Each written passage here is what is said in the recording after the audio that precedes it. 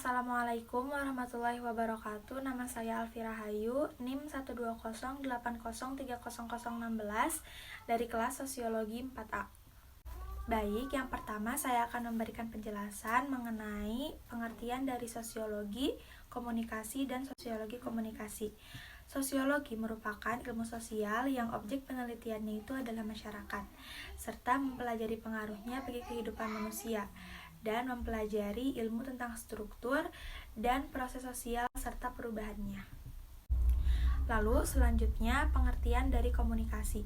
Komunikasi merupakan proses pemindahan pesan dari komunikator kepada penerima atau komunikan, yang mana di dalamnya ini terdapat unsur, konsep, proses, serta tujuan yang harus dipahami dalam berkomunikasi.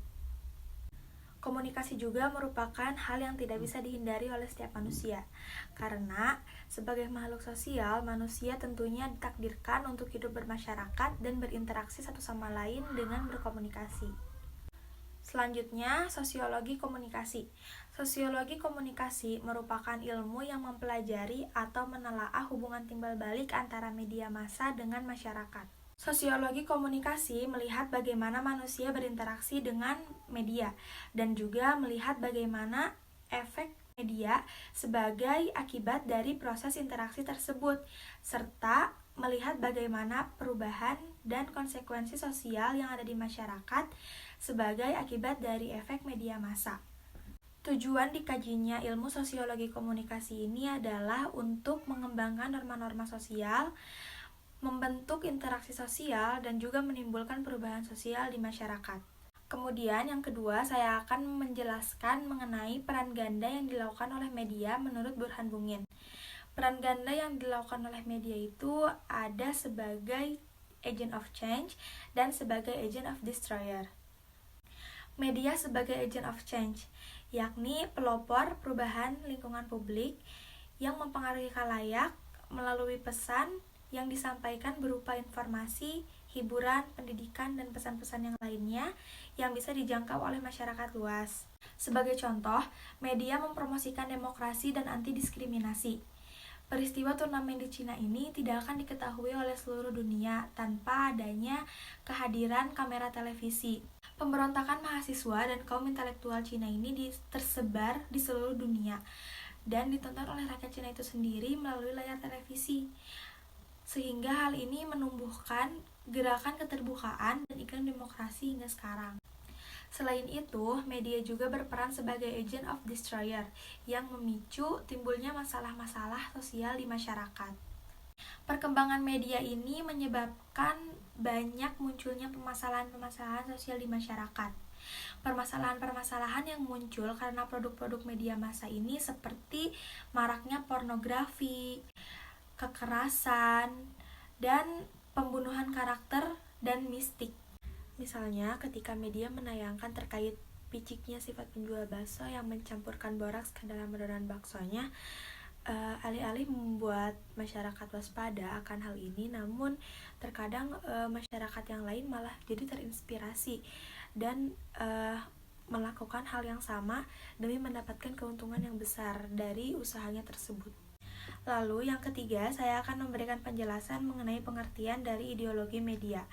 Ideologi media adalah gagasan-gagasan atau nilai-nilai pokok yang diusung oleh media massa untuk menyampaikan pesan-pesan yang disampaikan kepada publik, entah itu berupa paket berita, iklan, film, tayangan sinetron, ataupun reality show. Ideologi media terlihat secara implisit mengandung makna dalam sistem-sistem lambang yang bisa membantu menjelaskan atau mendefinisikan realitas, serta memberikan acuan bagi publik untuk berpikir, bersikap, dan memberikan respon. Yang keempat, saya akan memberikan penjelasan mengenai fungsi media beserta contohnya. Yang pertama, sebagai sarana informasi bagi masyarakat. Setiap masyarakat pasti membutuhkan yang namanya informasi, karena dengan informasi itu, seseorang atau sekelompok masyarakat bisa menambah wawasannya. Fungsi media sebagai sarana informasi ini juga bisa memudahkan masyarakat dalam mendapatkan informasi. Misalnya, hanya dengan handphone kita bisa mendapatkan banyak informasi melalui sosial media. Selain dengan handphone, ada juga televisi yang mana di dalamnya juga bisa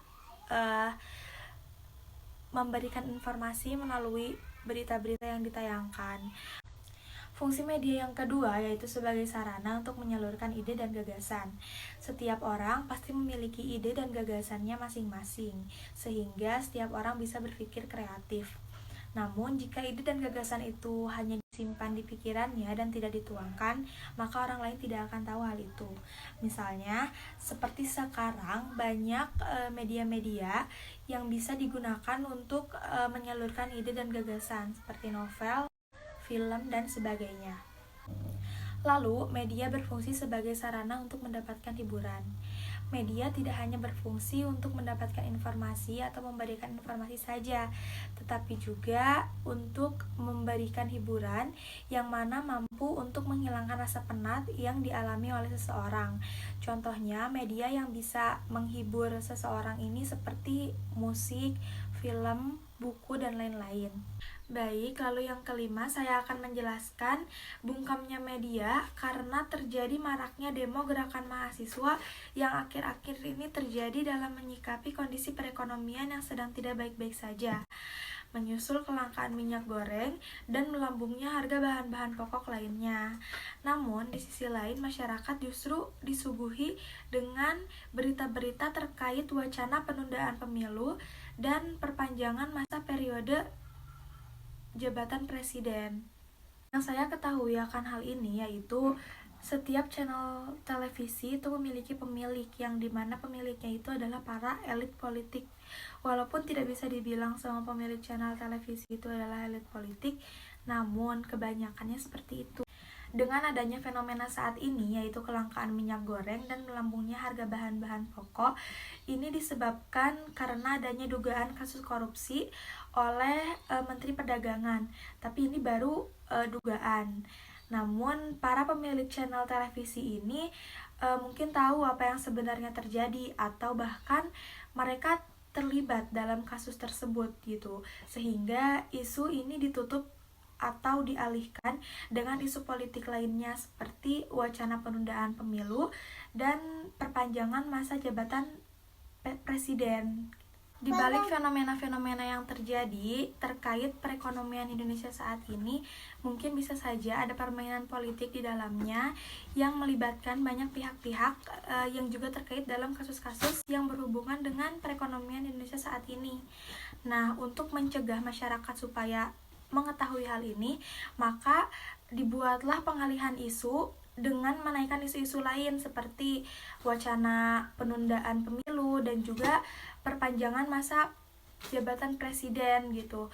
Nah, jadi menurut saya mungkin ada yang terjadi di belakang, bisa saja ada negosiasi antara media-media dengan para elit politik untuk mengatur mana isu-isu yang harus dinaikkan dan mana isu-isu yang perlu diturunkan untuk tidak dipublikasikan supaya masyarakat tidak terpengaruh dengan isu-isu tersebut gitu. Bismillahirrahmanirrahim. Ya ayyuhan nasu inna khalaqnakum min dzakari wa untha wa ja'alnakum syu'uban wa qabaila lita'arafu. Inna akramakum indallahi atqakum. Innallaha alimun khabir. Wahai manusia, kami telah menciptakan kamu dari seorang laki-laki dan perempuan, dan kami jadikan kamu berbangsa-bangsa dan bersuku-suku supaya kamu saling mengenal. Sungguh, yang paling mulia di antara kamu di sisi Allah ialah orang yang paling bertakwa. Sungguh Allah Maha Mengetahui dan Maha Teliti.